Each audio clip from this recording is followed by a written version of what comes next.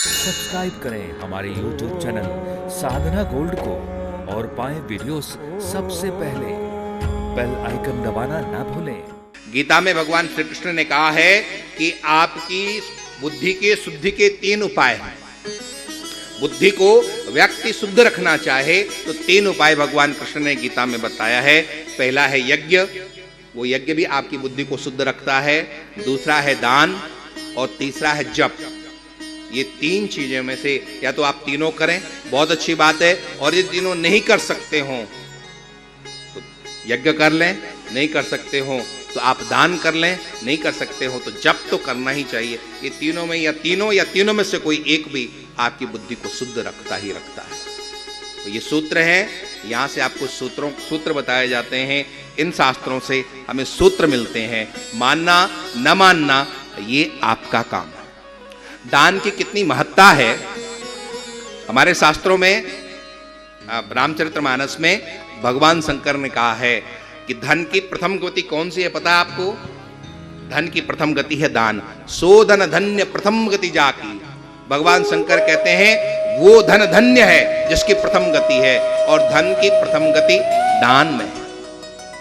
तो वेद कहता है सतहस्त समाहर शास्त्र समकिर। आप यदि हाथों से इकट्ठा करो तो उन्हीं हाथों से थोड़ा बांटने का भी प्रयास करो, आगे भी देने का प्रयास करो।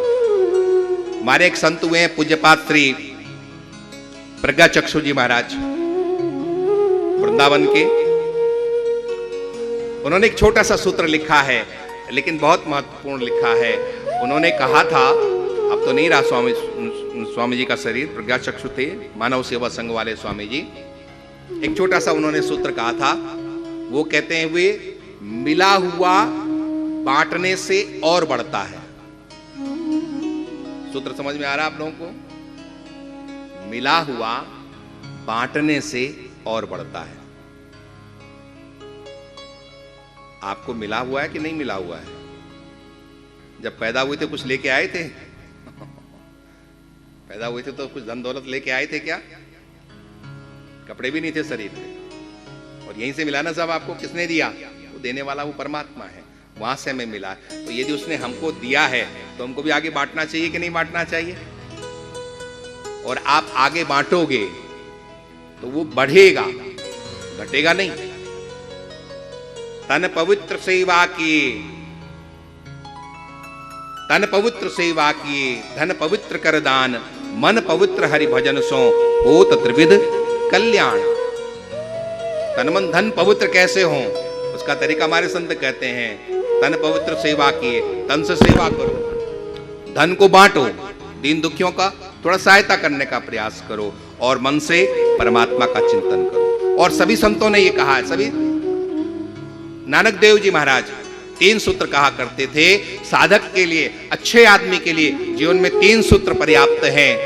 उनके वहां पर शब्द हैं कीरत करो, नाम जपो और बड्ड के छको। नानक देव जी महाराज के शब्द। कीरत करो मतलब आपके कर्म शुभ होने चाहिए, आपके कर्म अशुभ ना हो, कर्म शुभ। फिर आप नाम जपो, परमात्मा का स्मरण करो, और फिर बांट करके खाओ, अकेले खाने का प्रयास मत करो। गीता कहती है भुंजते ते त्वगम पापा ये पंचंत्यात्म कारणात्। केवल अपने लिए जो जीता है वो पापी है।